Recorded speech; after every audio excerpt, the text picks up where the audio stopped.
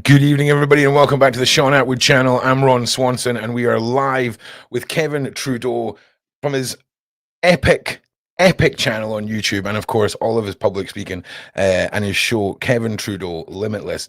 Kevin, thank you so much for being here. We My had a little, pleasure. Glad to be here. and a little interesting chat with you ahead of time, and we were kind of just talking about the fascination that the world has right now with secret societies and the upper echelons of societies and elites and everything that's going on in the world. And we're going to dive into all of that. But just for everyone who may not know who you are, just introduce yourself. Tell us a little bit about yourself, Kevin.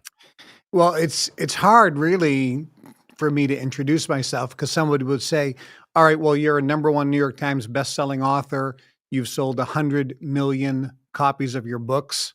Your books have been #1 in the New York Times bestselling list for, in one case, 26 weeks in a row. You've run companies like in the UK, the Golf Channel, Shop America, UTV, hosted TV shows. You had mining companies in Australia. You've done business $25 billion in business enterprises around the world. You have a pretty amazing career, but who exactly are you and what's kind of the secret? And as you know, recently I've come forward and exposed that during this entire time, I was a member of the ultra secret society called the Brotherhood. I was at Skull and Bones Island, which you know is a secret society from Yale University. I was not a member of Skull and Bones because I didn't go to Yale. I've been to many Bilderberg meetings, Sea Hotel Roth-Eckingen in Germany and many other places. Bohemian Grove, which is in California, as many people know. And I've worked in that secret society at the highest level for decades and then decided to leave and kind of reveal what really goes on behind the scenes and how the world is really run, how the politicians are really run, and what's really happening. And it's been a scary situation. I've been attacked by governments. I've been held in contempt of court and thrown in prison for 8 years without being charged with a crime. It's been an amazing ride. Wow. And how long were you involved or part of this group? I mean, how much of your life did it span, and how deep did you get with it? Well, we've actually done a documentary now called Okay. Kevin Trudeau Classified. And I talk about that when I was 6 years old, I was approached at a bowling alley in Lynn, Massachusetts, where I grew up, from a very wealthy guy in the community. I didn't know who he was, of course. But the reason I was approached, because since I was born, I could see energy, I could read energy, I could see auras, if you will. Yeah, I'm with you. And I thought that this was something that was normal. And if you talk to anybody who's, quote, a psychic or a medium or something like that, many of them will tell you that when they were very young, they just had this ability and kind of thought everybody could do this. You could see into different dimensions, if you will. I realized that I was unique because my friends couldn't do this. And at this bowling alley, this fella came up and he said, "You can see what's in the corner of that room, can't you?" And I said, "Yes, can you?" And he told me what it was. It was the same as what I saw. And he said, "You have a unique ability." He says, "Come with me. I'm going to train you and how to control that, how to use that." And he kind of brought me in to this secret group. It wasn't, pedophilia, going after a 6-year-old kid or anything like that. It was a kind of a training thing. And we worked. That's how I got involved. It wasn't until a few years later that I got officially inducted into the Brotherhood when I knew what it was all about. Up until that point, it was just working with me and some other guys and women using our abilities. And people say, "Well, it sounds like X-Men." Well, in a little bit it was. And that's how I got involved. I kind of went through all the training that was there in terms of releasing abilities. I Wow. learned everything in that group and worked my way up to the chairman. I was the youngest chairman of that organization. Damn. So when I say how much of your life were you part of this, it's a pretty substantial journey. It was my whole life, really. And it was very interesting because I had 2 lives. I had my public life, which was directed from my secret life or the private life, which was the Brotherhood life. I traveled all over the world, secretly and privately, and I got passports given to me. And I have pictures of all this now, which I've released. Pictures with me and President Gorbachev, pictures with Henry Kissinger, who's the Secretary of State under Nixon, pictures with other presidents, pictures with generals like General Norman Schwarzkopf in different locations. And it's like, how is this guy with all these people? Princes, kings, members of royal families, both in the Middle East, Southeast Asia, and in Europe. And it's like, who was this guy? Well, that's what the secret societies don't want people to know, how the world is really run and how things are really structured. It's, I don't want to say scary, but it's really unlike what people think, especially those who talk about, quote, secret societies, but have never been a member or part of it. So when we talk about the school, and it almost talks like talk about the recruiting of you, it does sound like a movie where, you know, the professors at these universities spot the kids that are gifted and they indoctrinate them. Do you feel like this brotherhood started off with one intention and maybe shifted for an obsession with power into something darker? Yeah, the Brotherhood is really the ultimate secret society because, as you know, there are a lot of, quote, secret societies that aren't so secret. Skull and Bones from Yale University. Well, everybody knows about it, but you don't know what goes on in at Skull and Bones Island, for example, With you, which yeah. I've been to. Bohemian Grove. Again, it's a secret society, but it's not so secret. But what goes on is kind of a secret. Or Bilderberg Group, not really a secret society per se, more of an organizational group. Freemasonry, the highest levels of Freemasonry. Okay, there are people that have come forward. You know, I was a 3rd degree, a 33 degree, whatever, but you've never had anybody come forward who was beyond 33 degrees. When you reach the 33 degree level in Freemasonry, a very small group of those will be tapped on the shoulder and brought into the inner circle. In the same way that if you go to Yale University, a very small group of people were tapped on the shoulder and brought into Skull and Bones. So there's a real secret society above the 33 degree level in Freemasonry, which nobody talks about. The Brotherhood is really the ultimate secret society because we control all the other groups. We were kind of the top, well, we were the top echelon on this planet, the top echelon, and it is completely secret. I'm the first person to come out and reveal and talk about it. And all the data that I'm revealing, it's being documented and verified and backed up. It's like, wow, that's exactly what happened then. That's what he said happened then. How did he know what happened then if he wasn't there? And people are saying this is really something special. I mean, it sounds incredible. And I mean, how, and this is probably not the normal line of questioning, but for me, this is the fascinating thing is how much more did you open up gift wise, right? You know, you could see auras and things. And what were the other children or inhabitants of the school, the freaking X-Men Academy, whatever we're going to call it, Yeah. you growing up? I mean, what did you witness as far as our capabilities? Because I believe we are all capable of these things, but for the last 2,000 years, religion has told us that this is witchcraft. It can't be done. Here's some science to give you some evidence for why these things are hallucinations and all the rest. So I would love to hear a little more. Yeah, mental abilities, or we'll call it energy abilities, or even Mhm. spiritual abilities, whatever you want to call it. We all have abilities, but all to different degrees. So let me give you an example. Let's say that you decide to learn to play the piano, and Mhm. another person decides to learn the piano at the same time, and you both go to class together every day, 5 days a week for a couple hours. And at the end of a year, your friend is playing fantastic, and you're just playing kind of okay. Well, Great. because you don't have the natural ability. Same thing with athletics. We all know that. You know, when we were a kid, there was always one kid who just was a natural athlete and he just excelled, and everybody else struggled, you know, a little bit on the field. So the same thing with mental abilities or spiritual abilities or energy abilities. We all have it and we can all improve it to some degree, but some kind of have an innate ability. It's Mhm. natural. They were born with it. And that's where we were brought into the Brotherhood, with the exception of 95% of people in the Brotherhood were bloodline. So they Okay. came from a specific bloodline, and it was very rare that they would bring someone in who wasn't from a, we'll call it privileged elite class, you know, quote, blue blood bloodline. Was there any So research done to see if you were distant relatives? Maybe like yeah, I've done real all I, distance, I've done all the DNA testing, and there's no, well, there is some, but in right? the DNA, the DNA is very interesting because if you look at human DNA, it's actually spliced together. You've heard of CRISPR, the machine CRISPR, the technology. CRISPR is a technology that scientists use to splice DNA. So with CRISPR, you can take an animal and then splice the gene and then have a blue-eyed animal instead of a brown-eyed animal. Okay. Yeah. You can splice the gene. When you look at human DNA, it's spliced.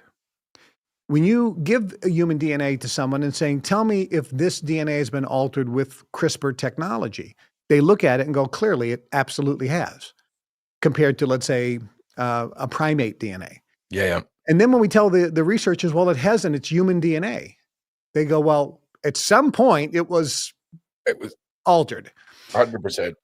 So we all have altered DNA. Most of the DNA is inactive.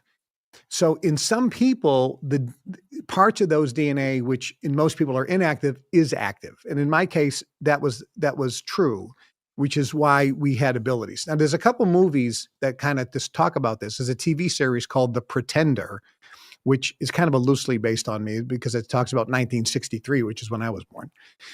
And I was brought in, they call it the center.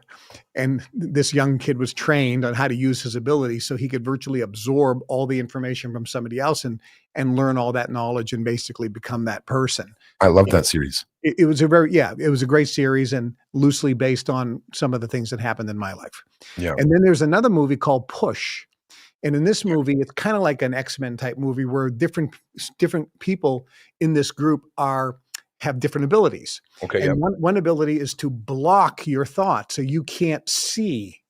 And somebody else, they can kind of collapse time so they can see a little bit of the future and also the past so they can collapse time and then manipulate what's going on in the physical universe.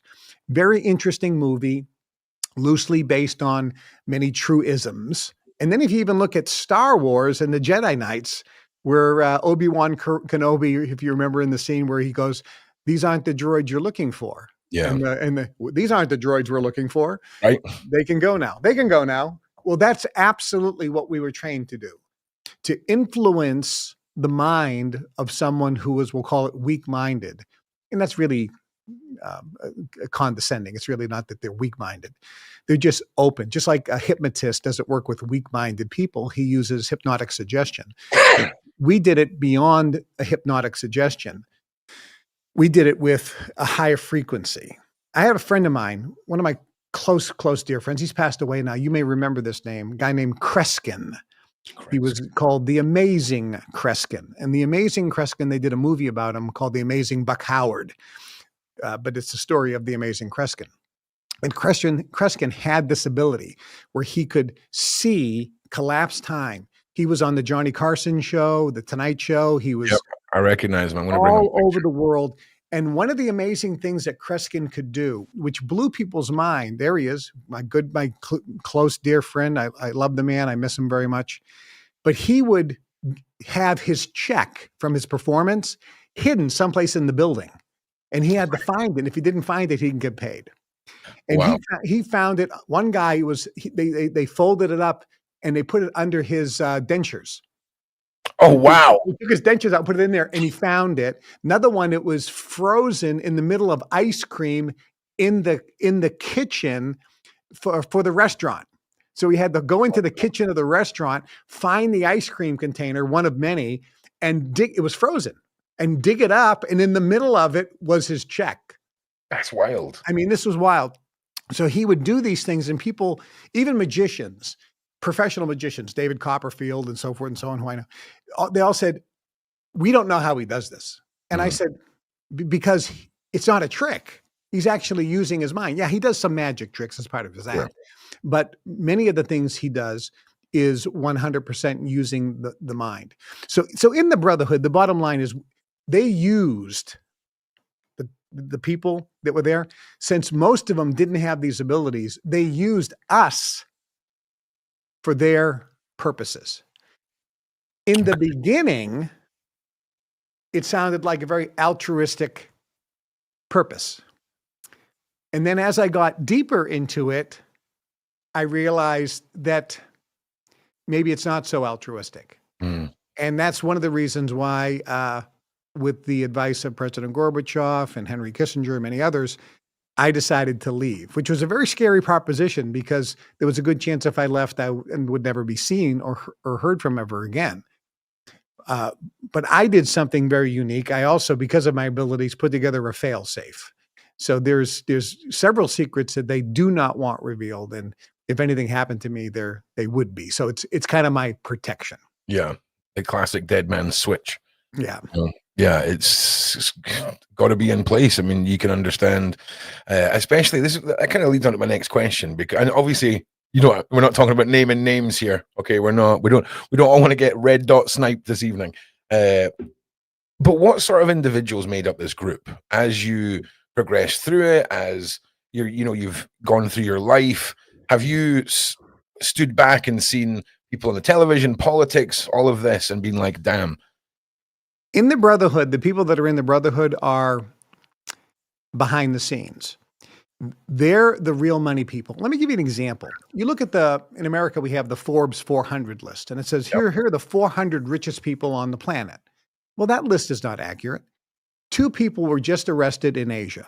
One had a Bitcoin wallet with over $17 billion in it. Damn. Well, how come they're not on the Forbes 400 list? Clearly, they're richer than most of the people on that list. And there was another fella that in his crypto wallet had over 50 billion. That's in cash, not in stocks. It's in cash. He's not on the Forbes 400 list. Then we look at what J. Paul Getty said. He said, it's not how much money you have, but it's how much money you control. You look at Norway. They have a $2 trillion sovereign wealth fund. Well, who controls that money? A guy in the Brotherhood. You don't know his name. Nobody does. But he controls $2 trillion. He can move markets. He can do anything. You look at the Saudi sovereign wealth fund, 1.7 trillion. Who controls that? Obviously the Saudi government. But it's the royalty. It's the members of the royal families who are in the Brotherhood. So the people that really control the world via money, who's the head of the International Monetary Fund? Nobody knows the guy's name. Who's the head of the World Bank? Nobody knows that person's name. These people have massive control, either members of the Brotherhood directly, or they are controlled by members of the Brotherhood. How are they controlled? Very simply. Some people are familiar with a guy named Jeffrey Epstein. Yeah. Jeffrey Epstein was used by the Brotherhood to control people all around the world. Remember, it's not what you know. You've heard this phrase. It's not what you know, it's who you know. Mm. Well, that's only partially true. It's not what you know, and it really isn't who you know. It's what you know about who you know. Now think about that. So if Epstein has, you with me? Did you catch that? Dude, yeah, I just clicked the mouse and brought that picture up, and it just took 2 seconds to register. But I'm going to be reusing that. That's a good one. Right. So when Epstein has video footage of wealthy people having sex with minors, you now control that wealthy person, don't you? 100%. In the old days, we just simply call it extortion. Well, that's exactly what it is. And unfortunately, many of these people in power positions, because power and money is at their fingertips, they need something else to stimulate them. Ultimately, it's always power. And power over a human being gives them their thrill. Now, this is sick and disgusting, but it's absolutely true. You go back and look at old TV series. I was recently watching the TV series Boardwalk Empire, which talked about the 1920s in Atlantic City. And in all these old movies, you see older guys in their 30s, 40s, and 50s having sex with 12 and 13-year-old girls. I mean, and the girls are getting pregnant and having kids. And in those times, that was the norm, where the guy goes into a city and he says, okay, you're going to take care of me. I want women. How old? 12 or 13. Okay, you got them. And that's what used to happen. It was sick and disgusting then, and it's more sick and disgusting now. It's horrific. It happens today. It happens all over the world. And this is how you can control anyone. You look in Washington, D.C., there was a woman who was known as the Madam of Washington, D.C.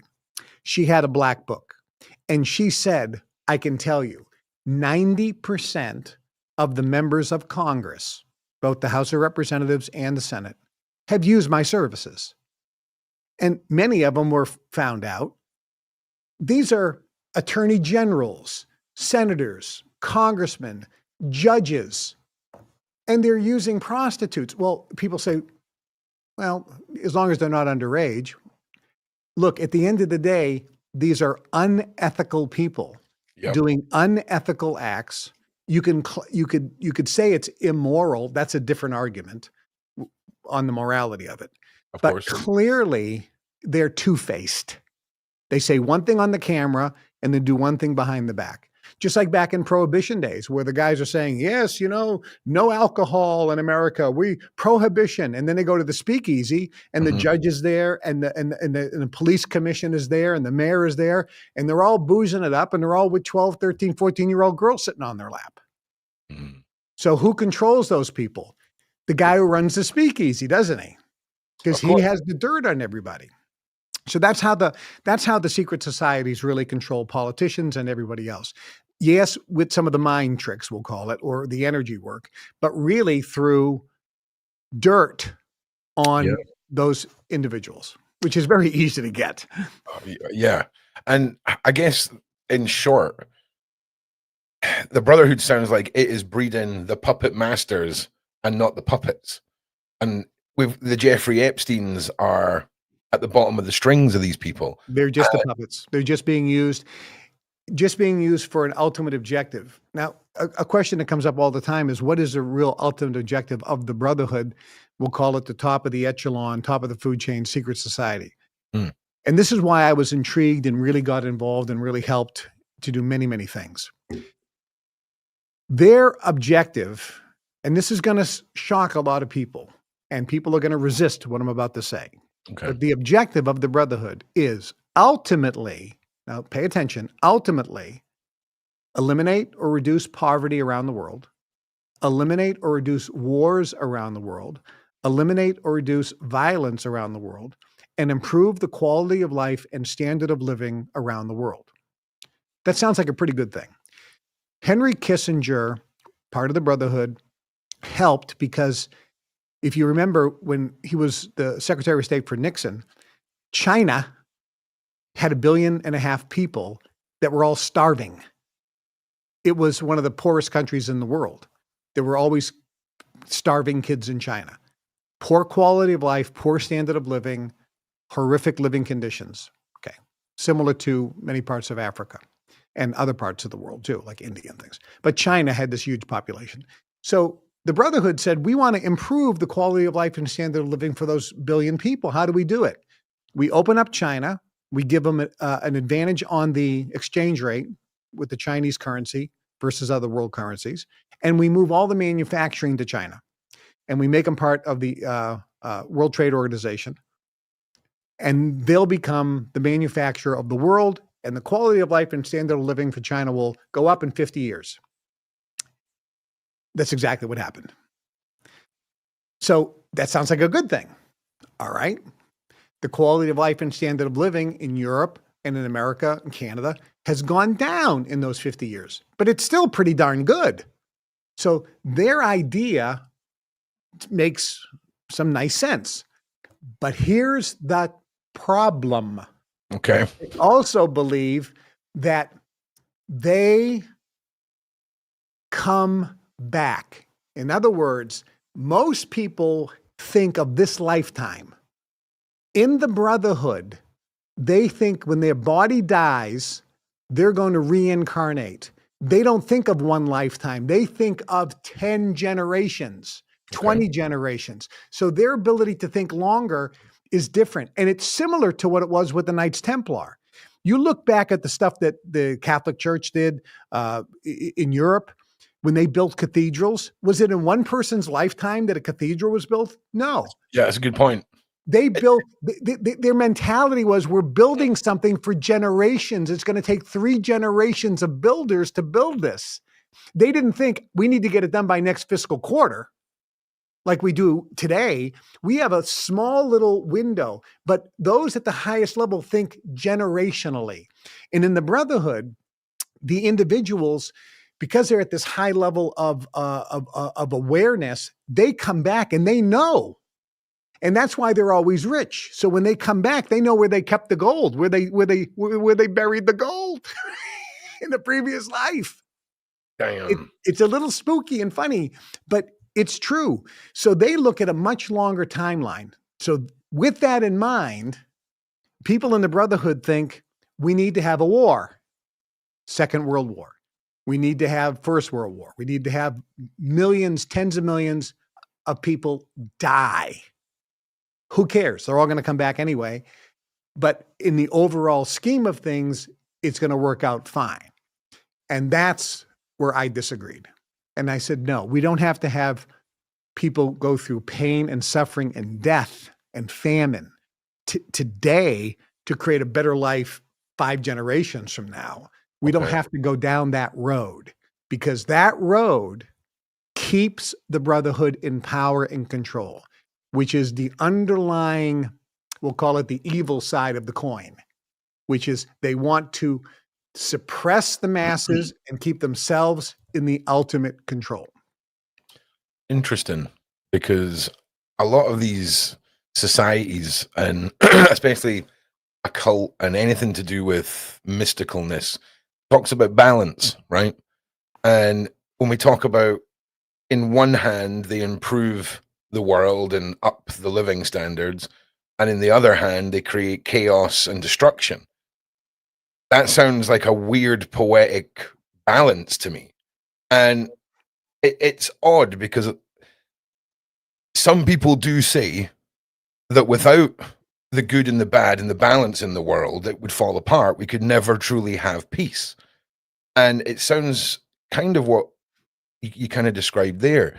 And when we talk about this control, right, and we talk about the, when it comes to the bloodlines, and you talk about this generational thought process, it makes perfect sense how something could be ruling the world for thousands of years, when for thousands of years they've been planning ahead. You know what I'm saying? They are planning ahead, and put in whatever buzzwords you want that align with your beliefs. You know what I'm saying? It's spiritual, it's magic, it's aliens, whatever you want. Okay, just insert it there. But having that foresight makes a lot of things make sense when you look at the world, the 1% versus the 99%. All of it seems to be systematically controlled. The economies, the wars, all of it.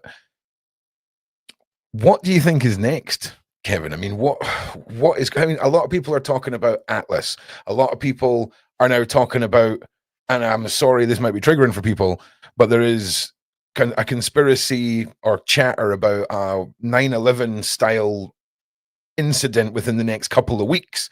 There's a lot of going on, what's your take on what we're heading towards, and what's your take on this, the Atlas scenario? All of the incidents are incidental, quite frankly, and whether a 9/11 event happens or not, or whether there's another pandemic or scamdemic or not, those are incidental, because the decision to pull the trigger on those changes from day to day based on conditions.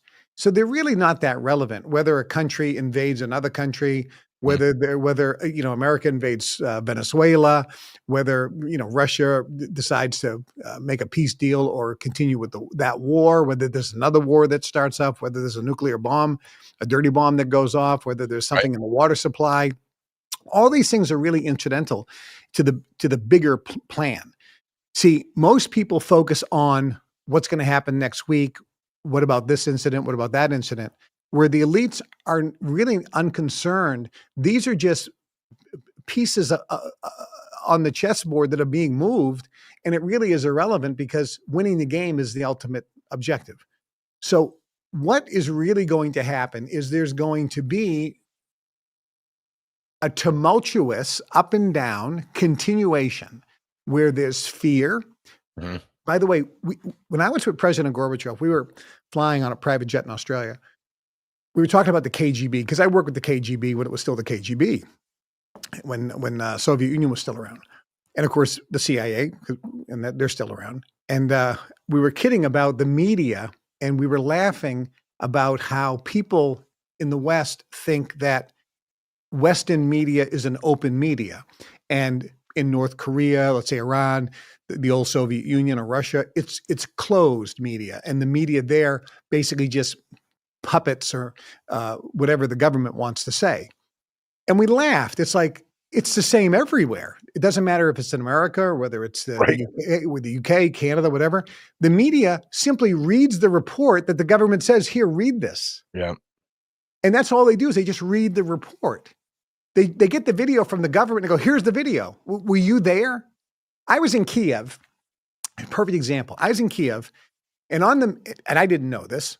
I'm looking out my balcony. I'm eating a can of caviar this big for like $50. It was in Kiev, like a huge can of caviar. Bucket of caviar. Love it. Yeah, yeah. So I'm eating this beluga caviar, which cost me $50 in the market. It's this big, huge can. And I'm eating this caviar with some toast on my balcony right around the main square in Kiev, Ukraine. This was years ago. Two trucks pull up, and a bunch of people get out of the truck with their, picket signs or demonstration signs. And then a third van comes up, and some camera guys get out, and it looked like there was a director. And I'm thinking, oh, maybe they're making a movie. And the director is moving everybody around, checking out the camera angles. And then he says this, and the people start screaming, ah! And then it was like, cut. Everybody got back in the truck and left. My mom calls me, hysterical. Oh my God, you're in Ukraine, you're in Kiev. There's massive protests. People are in the streets, killing people, murder. I go, what are you talking about? She goes, I saw it on the TV. Wow. And I said, Ma, it's a movie. I looked at it. I saw it. They were shooting it. It's fake. It's fake. It's fake. And the media just does what the governments say. In the US, the CIA is embedded in all the media. In the old Soviet Union, it was the KGB. And today in Russia, the same KGB is embedded in all the media. It's all around the world. So when we're getting media, and on the internet, by the way, it's still controlled because you have all of the major media companies controlling the flow of information, as we all know, so that when you're trying to find something, you're being directed to what they want you to be directed to, so you can be brainwashed. And think about it. Think about this. You have a president or a prime minister, and there's a poll. Is the prime minister doing a good job with the economy? Yes. 90% say yes, or 90% say no. How the hell do you know? Why do you think he's doing a good job or bad job? It's based on what you've heard and read in the media. Yep. So if the media wants you to believe this woman or man who's in charge is doing a crappy job, then you'll believe he's doing a crappy job. If they want you to believe he's doing a good job, then you'll say he's doing a good job. You are completely manipulated and controlled by the media. Every single person is susceptible to the negative influence of the media, period. And the techniques that are used are mind control techniques to get you to just basically say, yeah, he's doing a bad job. Yeah, I don't like him. You don't know anything. You just know what you've been brainwashed to believe. Yeah, it's incredible when you look at the control algorithms have, and then you start looking at who owns the algorithms, and you start realizing that it's the majority of the world owned by a handful of companies, and media control, and the way that even podcasts. I mean, Kash Patel going on the Joe Rogan podcast, right? Madness for a start, right? What is the director of the FBI doing? Hopping on a podcast, Kevin, right? Because if you retire, that would be the time that you would go and do interviews and stuff. Never before then has the active director of the FBI hopped on a podcast. Okay. Yeah. So you can see them now trying to use that level of media, the media where people feel like they're getting a safe voice and all of this, and being hijacked by the likes of Kash Patel to tell us. Now, remember, Kevin, he rested us assured that there's no conspiracy with Epstein. Okay, that there's definitely no files, or they would have released them. Okay, and then they release a 12-hour bit of footage that looked like it was edited by someone's cocker spaniel. Okay, what is going on? And is this all just misdirection? Is it easier to keep us divided and arguing than to give us a savior who's going to come and release everything and make us feel vindicated? Is one of their apparatus, or modus operatus, is to keep us all arguing? Because I feel like that's high up someone's list. Yeah, there's two control techniques that have been used for a long time. Okay. One is you have to find an enemy. Okay. And this most notably was done during the Second World War, where the Germans said the Bolsheviks and the Jews are the enemy, primarily the Jews. Those are the ones that's the cause of all your problems. It's the Jews. That's what the Nazis said, and that's what they pointed out to the Bolsheviks. So you have to have an enemy. In America, it was the Muslims or some other group. There's always an enemy. Before, by the way, it was the Native American Indian tribes. They're your enemy. So there's always has to be some enemy. And a lot of people don't realize that, in America, for example, here's a perfect example of misdirection. In America, we had, America was a colony. Everybody forgets that. It was a colony of England. And all the colonists pledged allegiance to the king. So the American patriots, you could call them the American traitors because they broke their allegiance to the king. But the thing that no one talks about in America, have you ever heard of the Boston Tea Party? Yeah. Okay. So the Boston Tea Party is a very famous thing, and Americans love the Boston Tea Party because the American patriots dressed up as Indians went onto this ship and threw all the tea off. Yeah. Okay, and that was a great thing. We're so happy about that. Well, there's two things. Number one, that's vandalism. If anybody did that today and broke into a store and threw everything away and destroyed it, they'd be arrested and we'd be outraged, completely outraged. So it's complete vandalism. But number two, the patriots were such cowards. They dressed up as Native American Indians, the Algonquin tribe, and they tried to get the British to blame the Algonquins for that act so that the British would start a war with the Algonquin Indians. Standard America. Big shout out to America. Correct. And Americans are so happy about this. Oh, we're patriots. These were the worst people in the world to do that. I mean, how terrible. If you wanted to fight the king, whatever, make yourself known. Don't try to get the British to kill innocent Algonquin Indians who didn't do anything. I mean, what a horrible thing. So the point is, misdirection is the word you used, and you're 100% correct. So the first one is find an enemy, but the second one is to get one group in your country believing one way and the other group believing the other way, so you have conflict amongst the people. If you have the people fighting amongst themselves and you're up here, good. Yeah, it almost creates a necessity to stare at that person up there for an answer. That's exactly right. You create the problem, and then I come with the solution, and now I'm the hero. That is what I've been saying is happening in the UK with the French tourists. Okay, they're going to let it get to a point where the British public are begging the government to do something drastic and give up their more freedoms in exchange for the savior to swoop in, and that's wild. It's so well orchestrated. So here's the good news, though. And this is one of the reasons why I left the Brotherhood. And, my newest book is called Your Wish is Your Command, How to Manifest Your Desires. And I have the show on YouTube, Kevin Trudeau Limitless. We have a whole bunch of things going on now. But the whole point is not to tell people about all these terrible things so you feel terrible.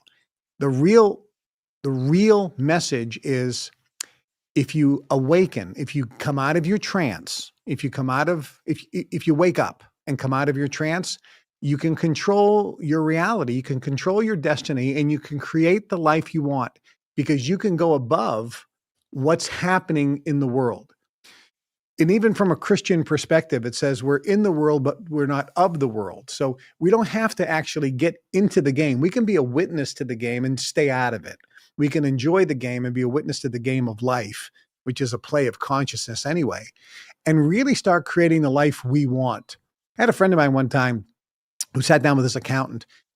This was during one of the big recessions going on in America. And his accountant said, well, your oil and gas business had a record year last year.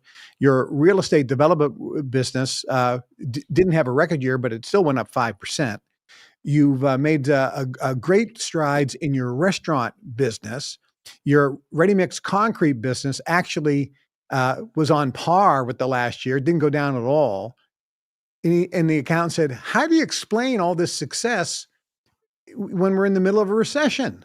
And my buddy said, well, I just chose not to participate in the recession. Nice. Because he said, like, look, you can choose to participate in that recession or not. You can go above it. You can create the life you want. You can have the relationship you want. You can have the relationship with yourself that you want. You can be happy regardless of external conditions. So when you start rising above it, you become the master of your ship and your own destiny. You start controlling your life. And here's the key words here. You become at cause over your environment instead of being at effect. So imagine you're in a boat and the motor's off and you have no sail and it's windy and the waves are moving. You're basically at the mercy of the waves and the wind. But if you get up and understand that you have a key and you can turn the motor on, you can put the throttle down, you can now be at cause over the wind and the waves, and you can get to shore. You can make it through. And that's what life is. We all have within us the ability to do what we want, have what we want, and be what we want. We just need to take control of our life and know that we have the power.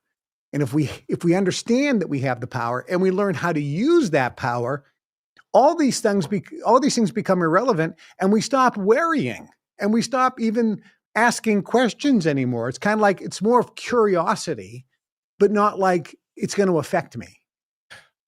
I hear you. I often say that it really, especially when it comes to manifesting your own will and desire, getting those things in life you want, it's so important that you have the belief in what it is you're trying to achieve. And I think somebody described it as the iceberg mindset, where publicly the top 10%, super confident, it's, I can believe I do this, and then under the surface is 90% self-doubt. And I always say to people, and I refer to it all as magic, Kevin, we're basically talking about the same thing. You use whatever buzzwords you want. Yeah. It is so important that people understand the power of belief and intent and will. And once you get an understanding of truly seeing what you want and believing you're worth having it, it's a breakthrough for a lot of people.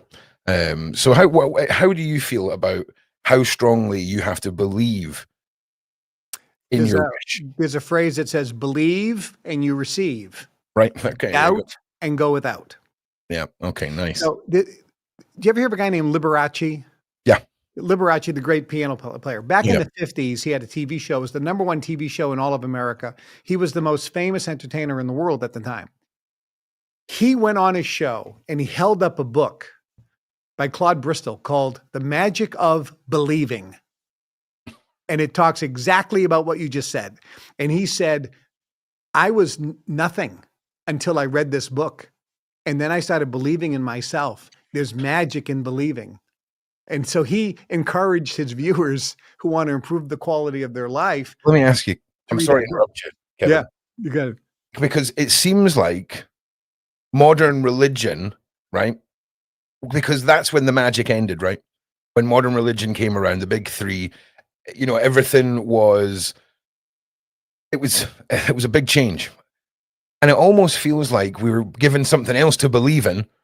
And we're told that you have to focus on that. And it needs to be, when we talk about how religion was first formed, it was a different time. Okay, there was not many choices. All right, there was a lot of crusades and deciding religion based off a sword pointed at you. But it feels like a lot of people write off this world because it's so simple, right? Believing in yourself, focus, love, positivity almost sounds like a damn cliche, Kevin, right? But it's so true. And it's hidden in plain sight from us. And when we talk about your wishes, your command, and we talk about the power of belief, it's almost like as humans, we've been taught to put our belief in something else and forget about ourselves because it's the afterlife that matters, right? And it blows my mind. Yeah, and I think it's really some of the people who are preaching religion, because their lives not very good anyway, and they're kind of miserable. So they're always preaching something, to get people on board. But if you look scripturally, whether it's the Mahabharata or the Ramayana in the Indian tradition, whether it's the Quran in the Muslim or Islamic tradition, whether it's the New Testament or Old Testament in the Jewish or Christian religion, it always talks about faith. Sometimes they use the word believe, sometimes they use the word faith, depends on the translation. But for example, it says, if you have faith as big as a mustard seed, you can tell this mountain move and it'll go into the sea. That's Jesus himself is saying that. When the woman had the issue of blood, she said, if I just touch the hem of his garment, I'll be healed. She touched his garment and Jesus stopped and said, who touched me? And she said, I'm sorry, I touched you. And he goes, your faith has healed you. Faith. When Jesus went into Nazareth, up until that point, it said he was healing all who were ill. The blind saw, the lame walked, the lepers got clean. And then when he went into Nazareth, his hometown, the Bible says Jesus could perform no miracles and could heal no one because of their unbelief. The power of belief, the power of faith is so critical. Mm-hmm. The question is, how do you get rid of the automatic doubts that come into a person's mind? So I obviously I teach that now, and that's what I learned in the Brotherhood. I said, how do I get rid of that self-doubt? Because it creeps in and I don't know what to do. It's there. How do I get rid of it? How do I deactivate it? How do I deprogram myself from these doubts? When you were a kid, your mother said, you can't do that. You're too dumb. What makes you think you can do that? Well, now you get this program in your head. How do you get rid of it? Henry Ford, one of the richest men in the world, said, if you believe you can, or if you believe you can't, either way, you're right. It's the thinking that makes it so. And this is not from some motivational speaker. This is from Henry Ford, one of the richest guys in the world. And whether it was Andrew Carnegie, who U.S. Steel, whether it's today, Stephen Jobs, he said it a million times. You got to believe in your dream and you got to believe in yourself. That's Stephen Jobs. If you want to succeed. Stephen Jobs. He said, you look at Elon Musk, he says it. Warren Buffett, Charlie Munger with Berkshire Hathaway, the big investors. Most people don't know the name Charlie Munger. He was the real investor who did all the investing for Warren. He died recently, he was a friend of mine. But these guys said the same thing. You have to believe that you're going to succeed. There was a book called The Magic of Thinking Big. And the first chapter said, believe you can succeed and you will. And the second chapter, I love this title, Cure Yourself of Excuse-itis, the failure disease. Guy told me one time, he says, Kevin, failures are always good at one thing, making excuses. So you got to believe in yourself and you got to believe in your dream. But the real question is, when those self-doubts come up, when you start having fear, which is false evidence appearing real, when you start having fear and doubt, when you start getting stressed and anxious, when you start thinking about what you don't want to happen and you worry, that's all worry is, thinking about what you don't want to happen, that is going to stop you from manifesting or creating your ultimate desire, what you want to happen. You got to have some faith. Now, I'm not talking about rose-colored glasses, Pollyanna type of, oh, everything is fine type, fantasy world. You can't be delusional. I'm not talking about that. But I'm talking about having faith and belief. And there's a definition of faith, by the way. for those who are follow the Christian tradition. It says, faith is the substance of things hoped for, the evidence of things not seen. And the other specific thing scripturally and also spiritually, because it's in all the spiritual texts around the world, it says you have to walk by faith, not by sight. Neville Goddard said you have to deny what your senses tell you. Think about a radar screen. If you look at what's on the radar screen and you operate your life based on only what you see on your radar screen, you will never do anything. But when you believe and know, and you have confidence that there's stuff off the radar screen that you can't see yet, all the good things you want, and start walking as if you know it's there, that's faith, because you can't see it. That's when you'll start manifesting your goals, dreams, and desires. I mean, it's a lot of us, and again, it just goes back to the simplicity of it all, doesn't it? Because it doesn't cost anything. It doesn't. You don't have to be an athlete. You don't have to be the smartest guy in the world. It's just the mind, and we're so, like I say, Kevin, we're so conditioned to focus on everything else. Even look at society, how that's been set up purposefully, so that you're more concerned with mortgage payments and, you know, taxes and this, that, and the next thing. People don't have time to sit and build. A lot of people, anyway, that's the mindset. And I guess it's the excuse-itis, right? Is that they don't have the time. What do you, if you were to suggest something to people right now that they could do at home? I think a lot of people talk about closing their eyes and truly visualizing these changes in their life, or, you know, the promotion at their job and all of that. How much stock do you put in manifestation and really having 10, 15 minutes a day to really dial in on what it is that you want to achieve? Well, you don't have to do it and sit down and say, I'm going to do it for these 15 minutes. It's something that you should do all day. You breathe all day. You don't say, listen, I'm going to breathe for 15 minutes now. Right, okay. It's like, and most people don't say I'm going to eat. They eat all day long. They're always putting something in them, right? You're eating all day long, right? Okay. So you have a mind. Okay. You think all day long anyway. You might as well just focus and decide what you're going to think about. Arnold Schwarzenegger did a great documentary on Netflix. I recommend people watch it. He tells you everything about how to manifest goals, dreams, and desires, from getting pictures of what you want, seeing yourself in possession of it. But here's the simple formula. Number one, and here's the first step you have to do, what nobody tells about it. I talk about it in my book. The first step you have to do is say, what in my life will I not tolerate anymore, that I'm fed up with, that I don't want? Is it your crappy car? Is it your crappy residence? Is it your crappy clothes? Is it your crappy bank account balance? Is it the fact that your credit cards are all maxed out? Okay. What in your life are you fed up with? You need to get some pain in order to get you to move.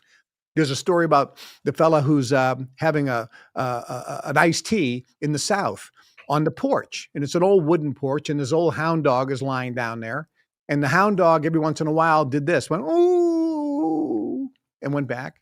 A couple minutes later, ooh, went back again. A couple minutes later, ooh, and the fella says, "Hey, what's wrong with your dog?"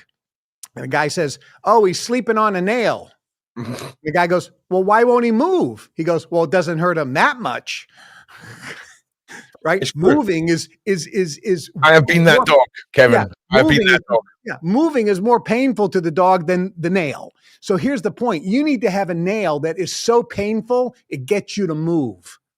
You need to be fed up with something. That's step one. Number two, what exactly do you want? Now that you know what you don't want, tell me exactly what you do want. What exactly do you need to have that you absolutely must have? And if you don't have that desire, that burning desire for something, you're never going to get it.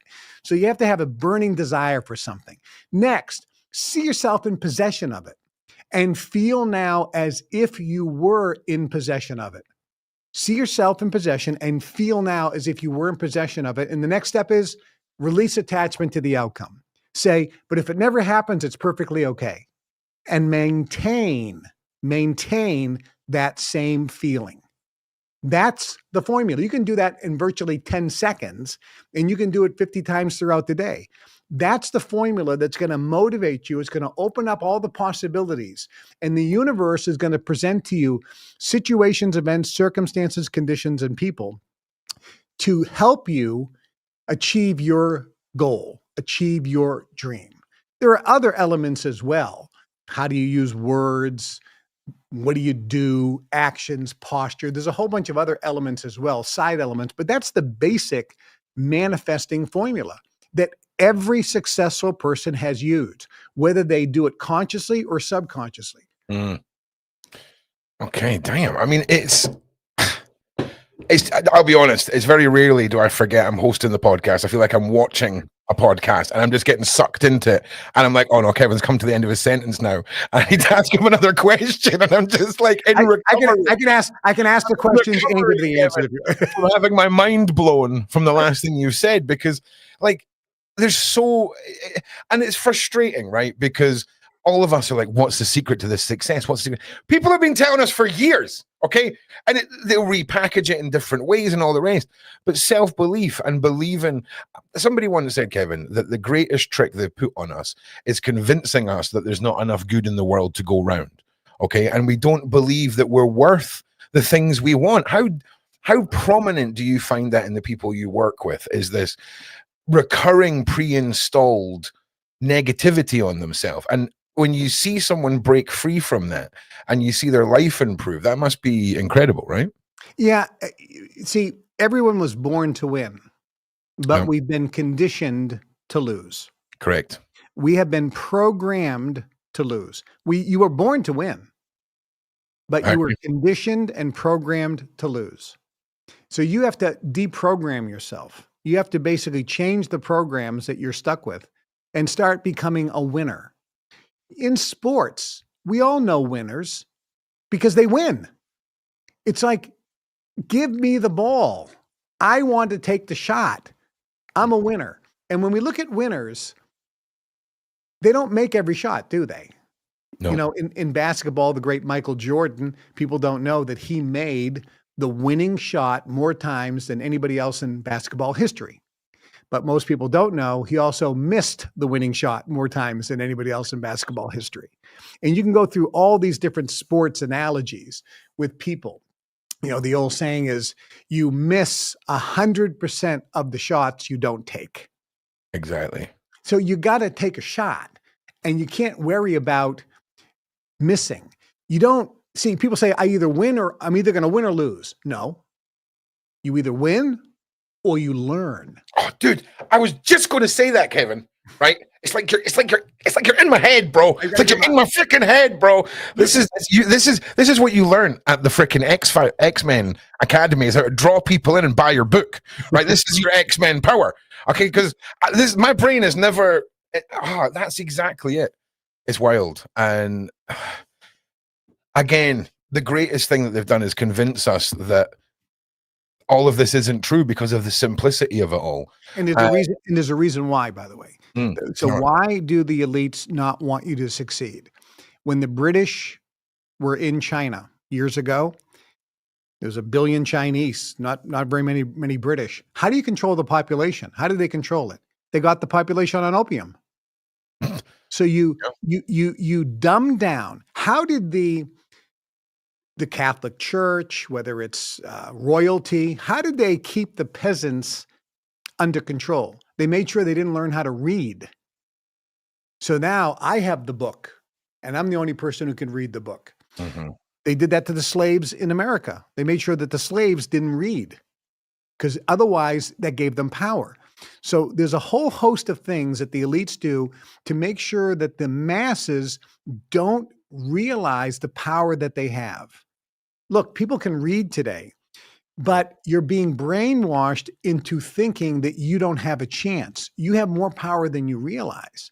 If you just realize what you have in your hands and the unlimited power that you have within you and release it, you can start making more money, having a better relationship, having better health. But more importantly than all that, you wake up in the morning and say, I love my life.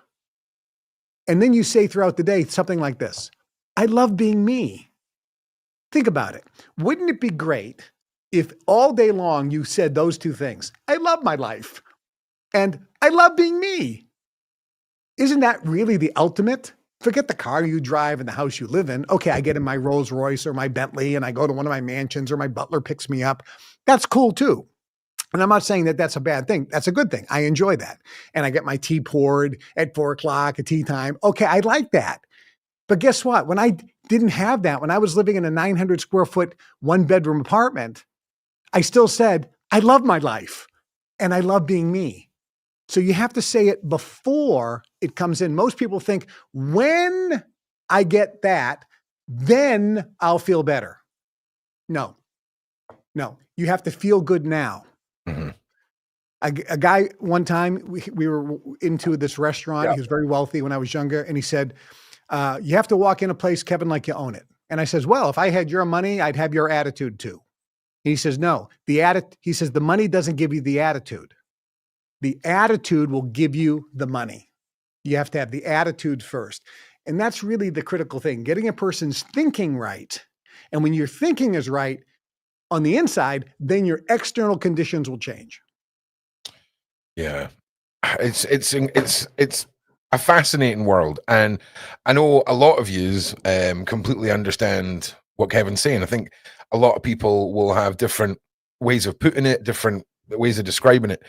But it all boils down to the power of self-belief and the power of visualizing and believing these things that we all want and feel like we deserve. And I listen, it doesn't cost any money to sit down tonight and start visualizing, giving it a go and start getting around that. And of course, your wish is your command. Kevin's new book. The link is in the description for everybody. Let's just circle back here because my mind can't take any more of that. I mean, honestly, I broke a sweat, Kevin, right? I don't know what magic power you're using to tap into my brain here. But I think the big question for everyone would be, why have they allowed you to speak out, right? How have you dodged the matrix bullets? What is it? Do you live in a big glass bubble that's just, what's the reason? I didn't dodge it 100%. When I left, I got sued by the federal government. Okay. I got sued by a whole bunch of government agencies, and there was nothing to sue me on. So there was no case. Yeah. So the judge held me in contempt of court because he told me you can't talk about your books on TV. And I said, okay. In America, we have what's called the First Amendment, which is the right of free speech. And I said, no, that's a First Amendment constitutional issue. I have a right of free speech.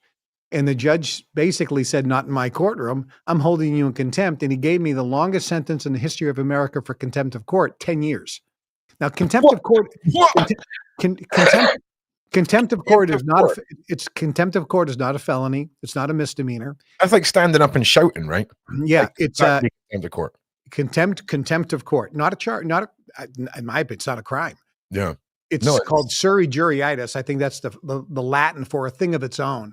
So I spent almost 10 years in prison, and they took everything I owned all around the world. They took every penny. They shut down all my companies. I mean, I had billions of dollars worth of enterprise. They shut the whole thing down. So I didn't dodge the bullet. I was willing to do that because I'm not attached to material things anyway. It doesn't really matter to me. I kind of been there, done that. Now I got it all back. I mean, everything's coming back, like crazy, because you can manifest what you want, right? You just manifest your desires. That was 2024. You got it all back, right? I mean, that was a long fight. Is that right? Yeah. 2013. Well, this thing started back in 1996. So I've been fighting in 1990. So 1996, I was still chairman of the Brotherhood, and there was two factions in the Brotherhood. One that wanted us to reveal to the public what we knew in the Brotherhood, how to use your mind to manifest your goals, how it really worked, and how to empower people. And the majority did not want that to happen. So I had two groups, one group trying to support me and the other group trying to bury me. But the only reason I'm still alive is because there was a fail safe, because there is something the dead man switch. I forgot you told me about the dead man switch before. There is something that the Brotherhood doesn't want revealed. And it's something that is slowly coming out. And I can just tell you, it's something to do not of earth. And they don't want that revealed. And I have direct personal knowledge of this, and that's kind of the fail safe.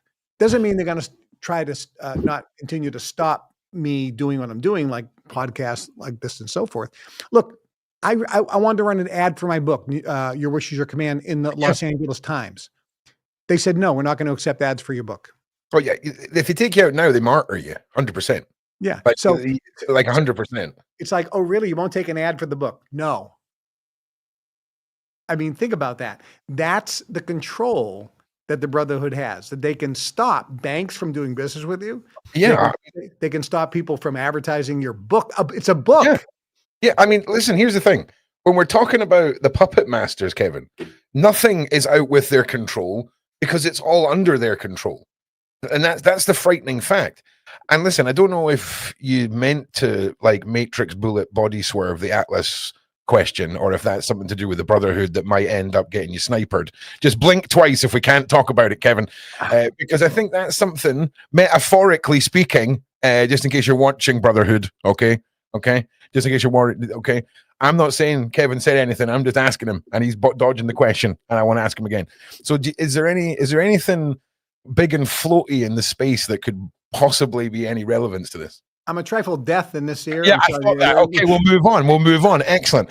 Okay, see, how often have you felt really threatened throughout all of this? I mean, there must be moments where, I mean, I can't imagine there's like a decapitated horse's head in your bed or anything like that. But do you feel like they want you to know they're still watching? Is there any kind of little moments where you're like, I want everyone to try to imagine this. So imagine that you are an actor in a play. Okay. And in this play, you don't know all of the lines.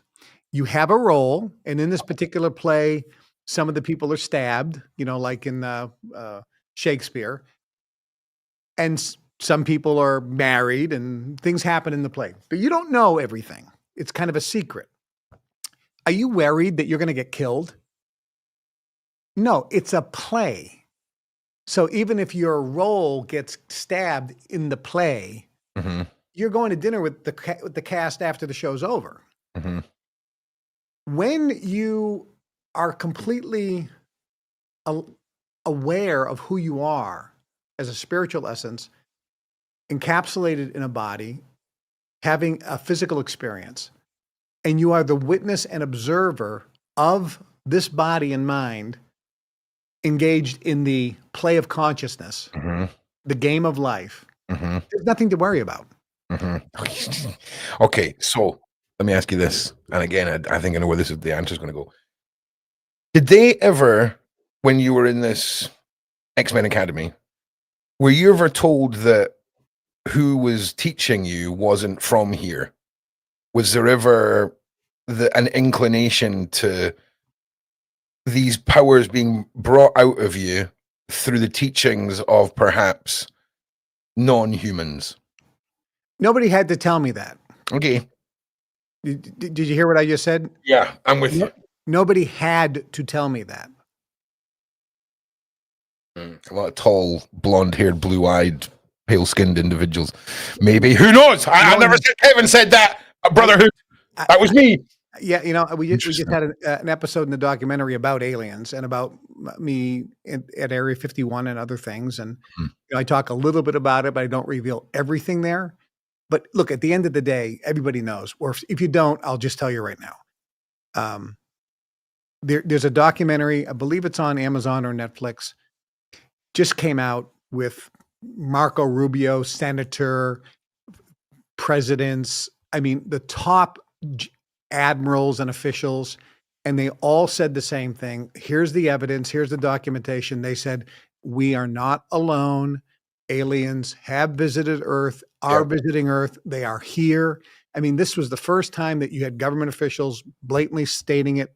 Fact. I've been saying it for decades. Look, we've never been alone. Civilizations on other planets around the galaxies have visited Earth. They've always visited Earth. They are here. They are talking with us. They are talking with top people in the Brotherhood. They are talking with other people. It's a matter of when that is going to be revealed officially to the Yeah. public. Not if, but when, because it's going to happen. And this is why, since the nuclear age, we've seen an advancement in technology. So much so, there's more advancements than in the history of mankind just in the last 50 years. Technology, by the way, which most scientists, matter of fact, all scientists can't even explain. Let me just give you an example of this. We have a technology called cell phone service, or back in the day, it was wireless. I'm in a building, you're in a building, and if I hold my cell phone up, I get a signal. Mm-hmm. So you ask any scientist, how is it possible that some invisible something passes through steel and glass? Yeah. How does it pass through that? Yeah, it's when you start breaking it down like that, Kevin. And nobody can explain it. Mm-hmm. Nobody can explain it. They don't know how it works. Well, if you don't know how it works, how did you invent it? Right. They didn't invent it. It was told to them. It was saying, here's the technology. You're too dumb to understand how it works, but here it is anyway. Yeah. It's incredible. I mean, exactly what you said there, when you look at our history and how much technology has come from the last however many years, it kind of blows your mind. I did have a point then, but then you blew my mind again with that, and now I've forgotten the point I was going to say. Because I think for a lot of people, that was it. I remember now. So blink twice if this is right. So is Atlas, Shimsham, the big boulder that's definitely not a spaceship, did that come out of nowhere? And is this sense of the panicked wolf in the corner, am I feeling that because the powers that be here, the Brotherhood, whatever we're going to say, they thought they were in control of when something like a big spaceship in the sky would be appearing? They thought they were in control, and maybe Atlas has interjected and is going to ruin the plot, because I could get behind that. Consider a different track. Okay. Consider that there is a federation of planets, or listen, I'm with you. Okay, I'm with you. Just consider that. I mean, it's very Star Trek, but at the end of the day, you look at how Star Trek came about, and also E.T., and also Close Encounters of the Third Kind. The people that were there during those events went to Hollywood and said, we need you to make a movie because we need to start dripping this information out to the public. Yeah. So if there's an intergalactic federation, and that federation is dealing with, let's say, the top group in the world that controls everything, there's no fear there because they're part of the group. Remember, even in Star Trek, I think it was the Prime Directive that said, if you're going to another planet of primitive beings, you can't reveal who you are and your technology. Yep. And that is absolutely true. So the aliens don't have a choice here. It's not like, we don't want to reveal ourselves for X number of reasons. There's a Prime Directive that says you can't because the society is too primitive to understand. And when it happened, by the way, that's when these extraterrestrial beings were called gods. Right. Well, here, let me throw a name at you. Okay. I don't know if you've ever heard of a lady called Elena Danaan. No. Okay. Well, that kills that next follow-up question dead in the water. But it's completely true. And when you look at, for example, I've always said it sounds a bit sus when you see the paintings of the stairways to heaven and things like this. It looks like the freaking loading dock coming off the side of a plane. You know, it looks like the dock that's been opened from a spaceship. And God, of course, a vastly more intelligent life form coming down would be seen as gods. So I imagine 100% that there's some sort of Prime Directive. I personally believe, though, Kevin, right, that our planet, the freak of nature, the only ball in our solar system that has anything interesting on it, you know, there's a planet where it rains diamonds and there's like lava rivers, not much wildlife, okay? Not much things to distract you. And you look at our DNA, how much junk is in there. I think we're just a seed bank, And if a race out there is ever in danger, they can come back and pluck their DNA out of us, and their civilization will be. I prefer that over space giants who want us to mine gold to fix something in space, because I am not really down for being enslaved and digging up mines. Saturaya Sitchin and the Anunnaki. You don't like the gold mining? I ain't going in. You ain't getting. I don't care how big you are, how scary you are. I'm part of the resistance when that crap kicks off. If Atlas comes down and it's like, right, boys, you're all down the plantation tomorrow digging. Nah. Sorry, no, absolutely not. The good news is those days of mining gold by hand are over. I don't care, Kevin. I'm not going down under the ground. Okay. Giving it that for freaking space ozone nonsense. No, absolutely not. Absolutely not. We'll join forces with the Bigfoot. That's what we'll do. We'll fight the Anunnaki. Now, I will be in the first line of defense who will die instantly rebelling against them, but I will not be down the mines. I will not. Too scary, man. Too scary. Too scary. Well, listen, Kevin, what's next for you? What's coming up in your world? Like what can people do if they want more Kevin? Well, they can go to KevinTrudeau.com, but what's coming up for me is I have a few business people coming in next week for 3 days. They live in my house for 3 days. I take their businesses and I look at their entire business plan, all their marketing materials, and basically I tell them how to 10x their company in the next 10 to 12 months. So I work with them. So I'll be doing that this week. And then in January, I bought the entire cruise ship, the Pearl, from Norwegian Cruise Lines for the week. So I own the ship for the whole week, and I'm taking 2,200 of members of my private club on the ship for a week. So I'm going to be doing the training on the ship. We have a private club called Global Information Network, and I'm taking 2,200 of those members from all over the world. We have over 100 countries represented, and I own the ship for the week. So we're going to have a great time on that ship for an entire week in January. Let me ask you this, Kevin. Do you need a mascot on that ship? Okay, because I'm thinking that's the one thing missing from the Kevin Trudeau brand, right? Is some sort of mascot, okay, that needs a Scottish accent. Do you know what I'm saying? I wonder who that could be. I could brainstorm with you. Okay, I tell you. See, next time I interview you, don't think it's suspicious when we meet 15 minutes before the show, and the questions I ask you are the sort of questions these business people that pay tens of thousands for your services will be asking you, because I can tell now that is a mind that I would like to pick the inner workings of, and it's just incredible hearing your story. And the 10 years for contempt of court, if they can't take you out, they'll ruin you.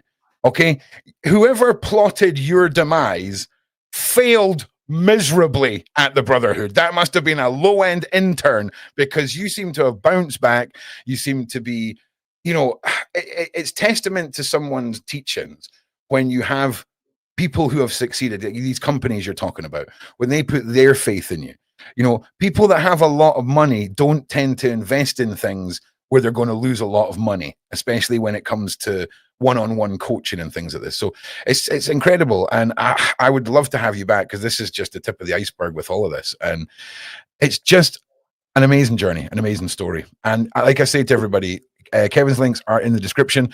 You can go and binge watch Limitless on YouTube and hear more of how we can all better ourselves with the simplicity of just believing in ourselves and the things that we want, and believing that we deserve them.